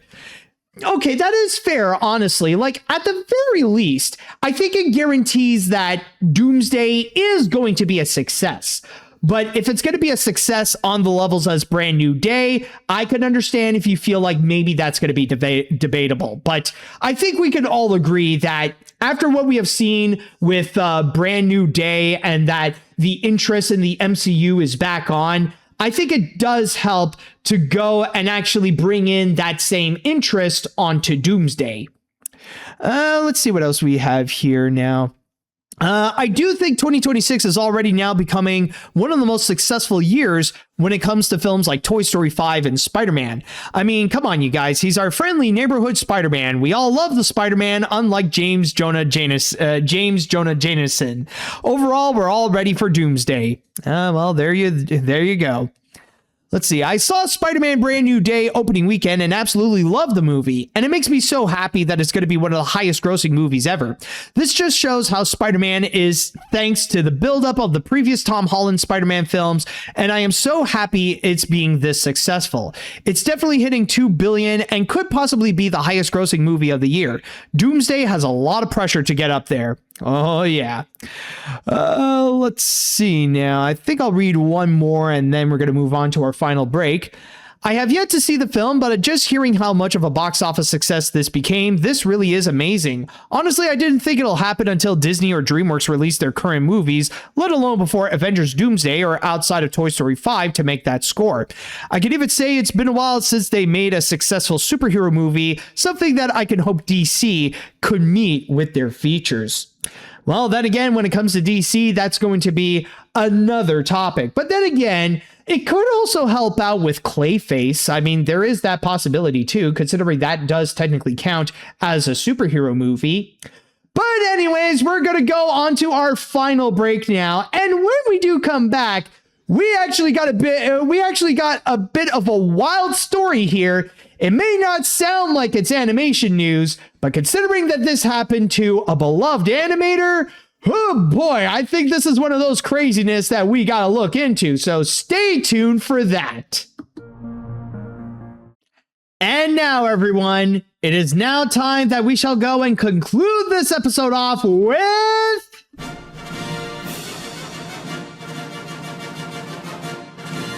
the grand finale. And for this grand finale, we are going to go and focus on an iconic animator.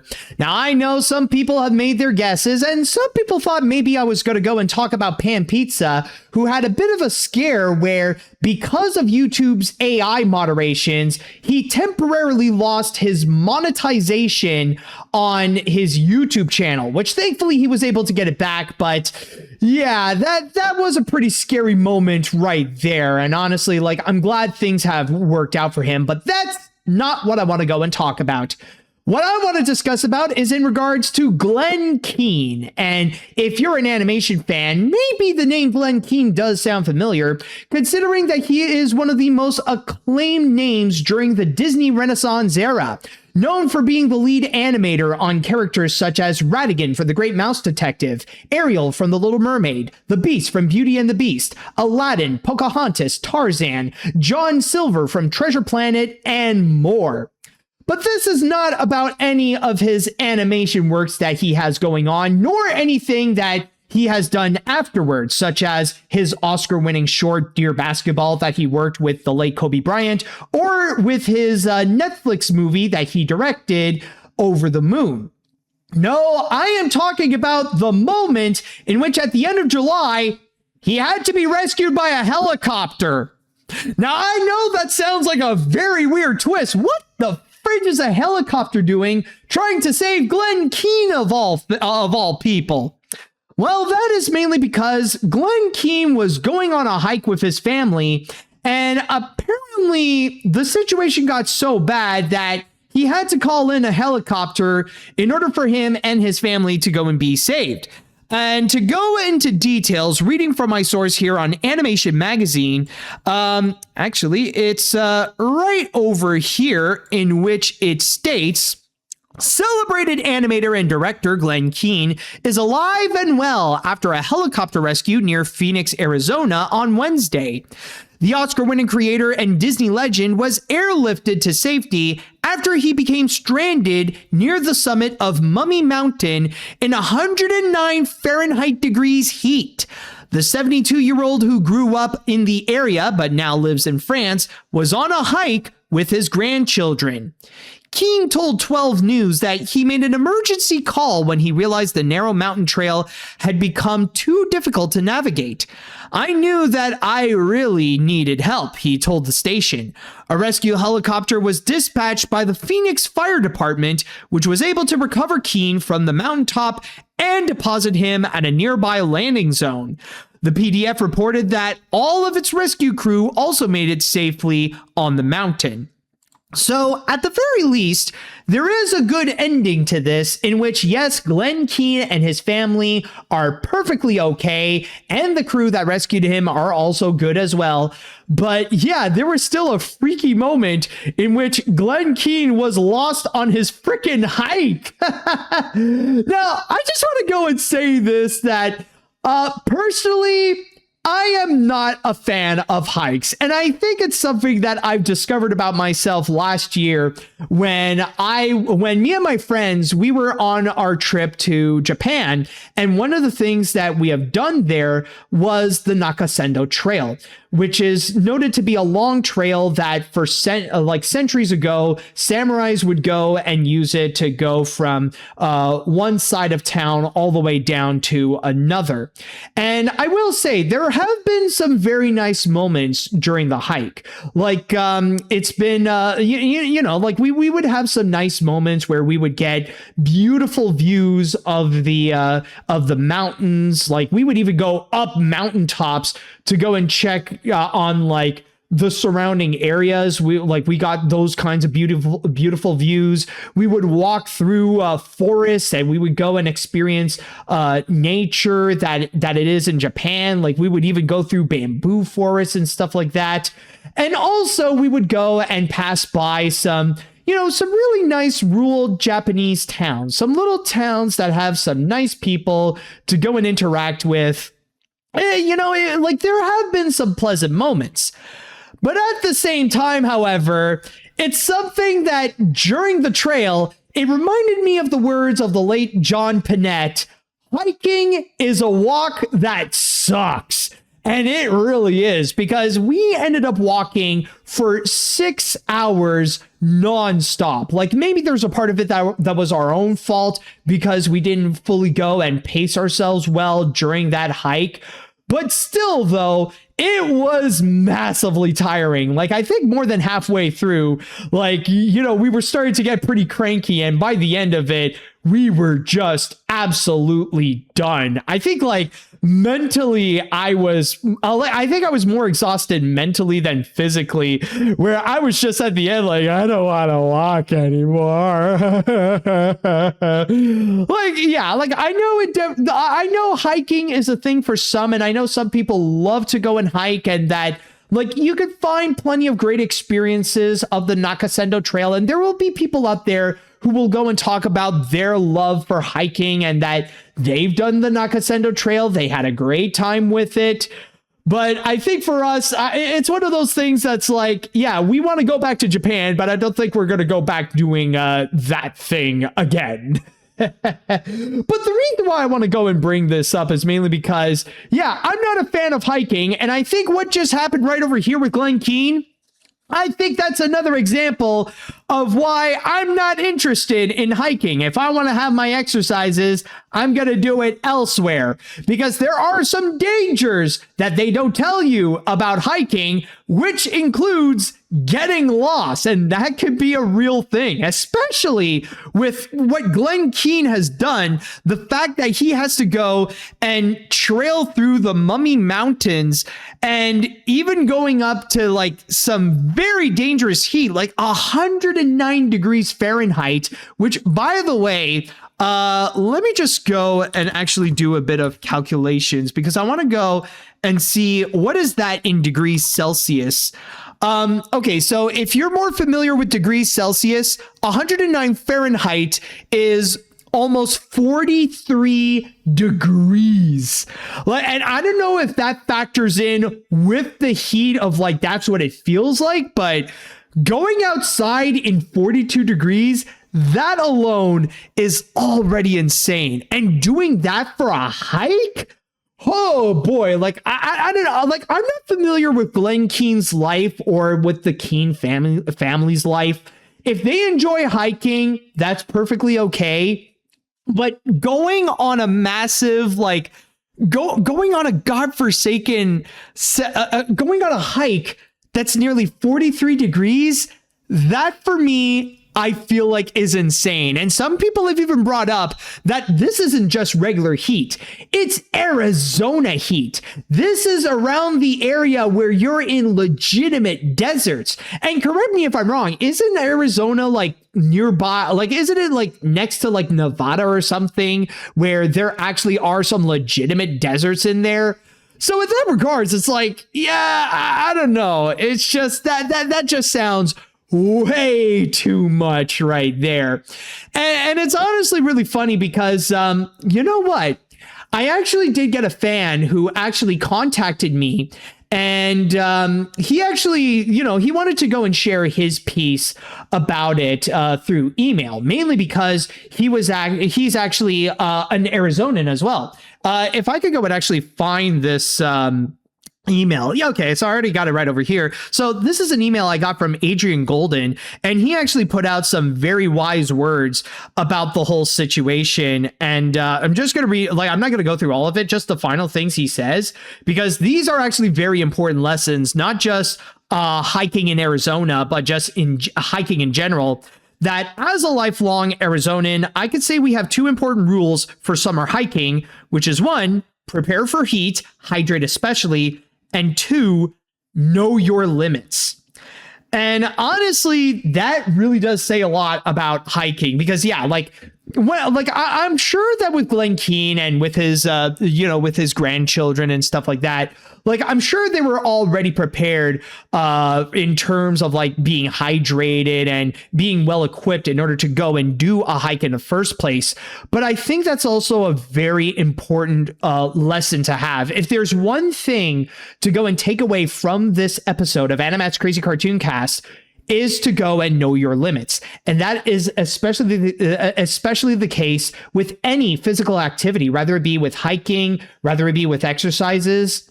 It's important to learn that you must learn your limits, because otherwise you would end up screwing yourselves over. And honestly, I think that's a lesson that me and my friends, we did not know, or that we've learned the hard way in our Nakasendo trail. We didn't really knew our limits, and we had to keep pushing it in just to go and reach to the destination. So we kind of learned that if we're going to go hiking, we cannot do anything that's like crazy that would take us over like 6 hours, or bring us to like to summits that would go as high as like I think we reached like 800 meters above the above water level, which can be stupidly high. I mean, we were like on top of like mountains. We were like almost like a kilometer high. So that could be honestly ridiculous. So in that regards there, yeah, it's important that you have to learn to know your limits, to know,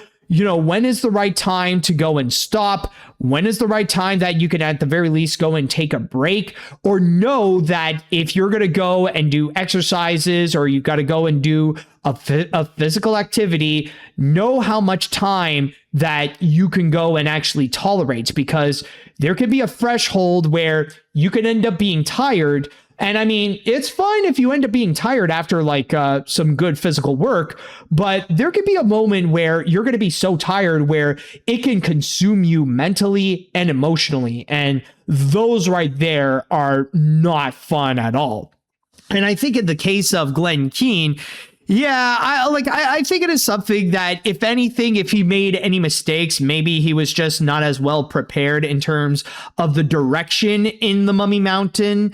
Maybe he could do it fine. Like if he got like his coordinates correct. Maybe I'm wrong though, but still though, there was a moment where like it did show that he knew that he messed up to the point that he needed to call for a rescue.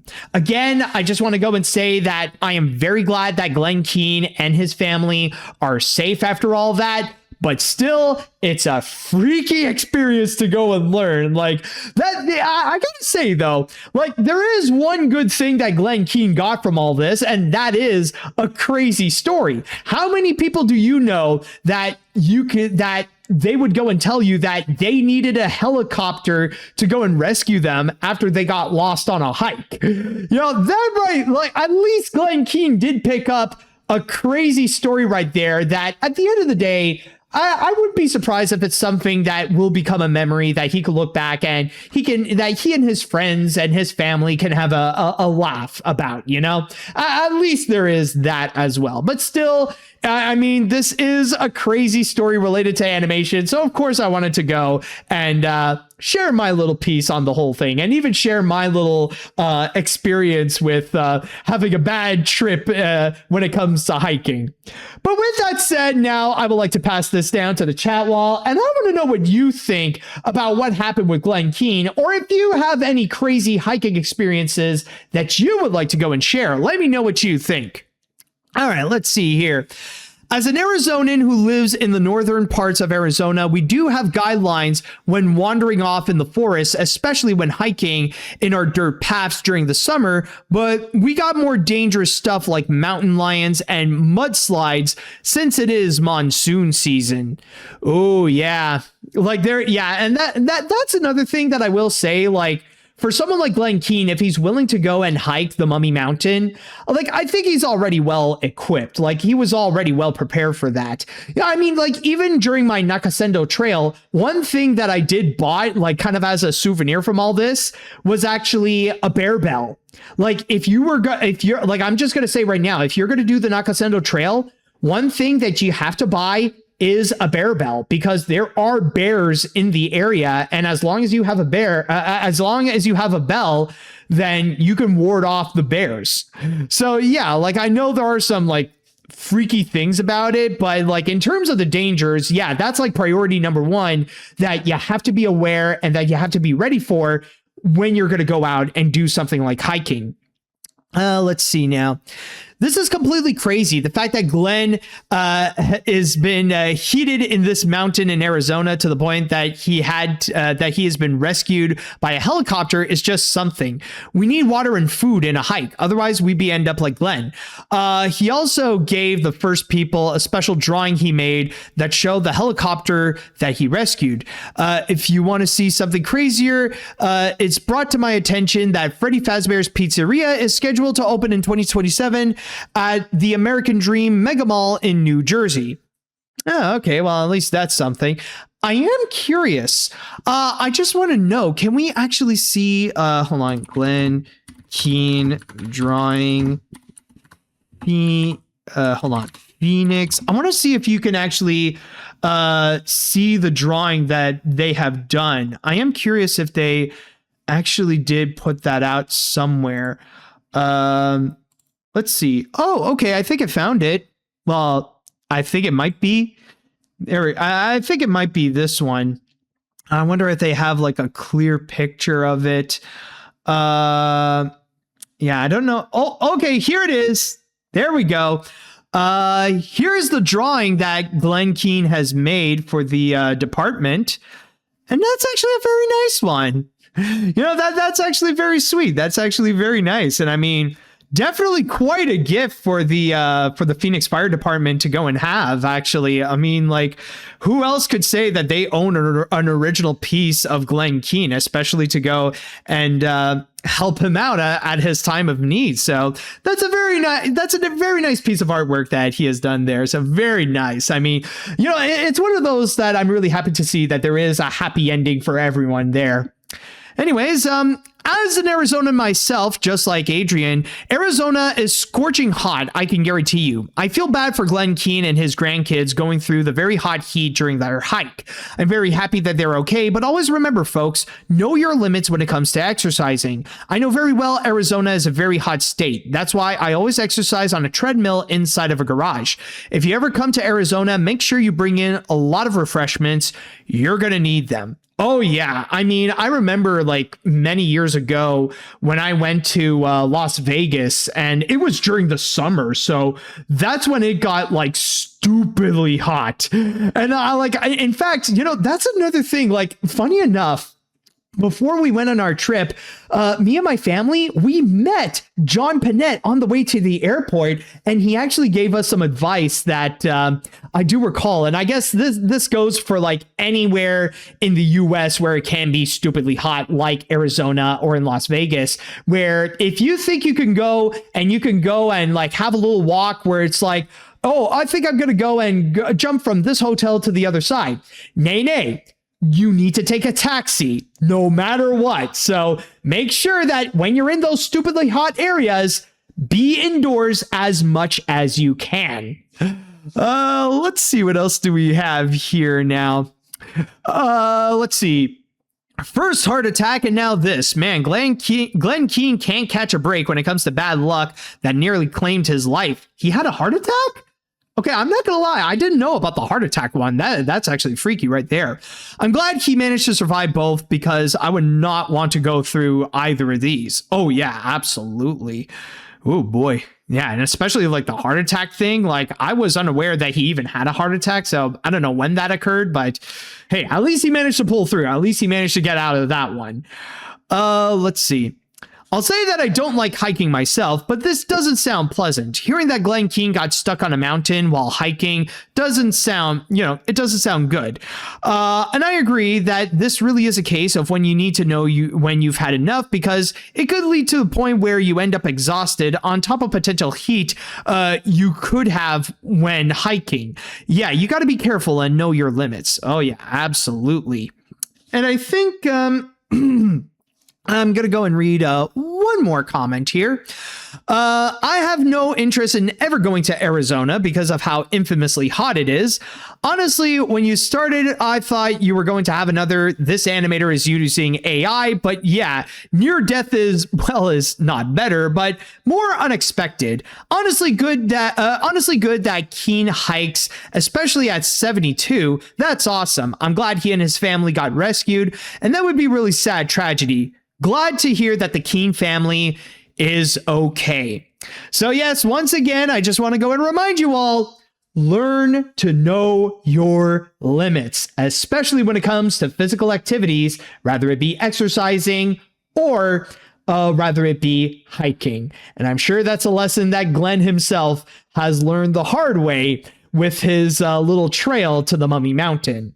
And with that said, that should do it for today's episode of AniMat's Crazy Cartoon Cast. Thank you all so much for watching, and join us next week when me and Logan are going to be reunited to have another round of what has been announced at the D23 Expo. So I just want to go and cap off by saying that if you guys enjoy your time here on AniMat's Crazy Cartoon Cast, don't forget to go and subscribe to the YouTube channel and the Twitch channel Animat Live. And if you are listening to me on whatever podcast service you're listening to, rather it be on Spotify, Apple, Google, and many, many more, then don't forget to go and follow me there too. And with that said, I just want to say thank you guys so much for listening. Thank you all so much for watching. And until next time, see you later, dudes.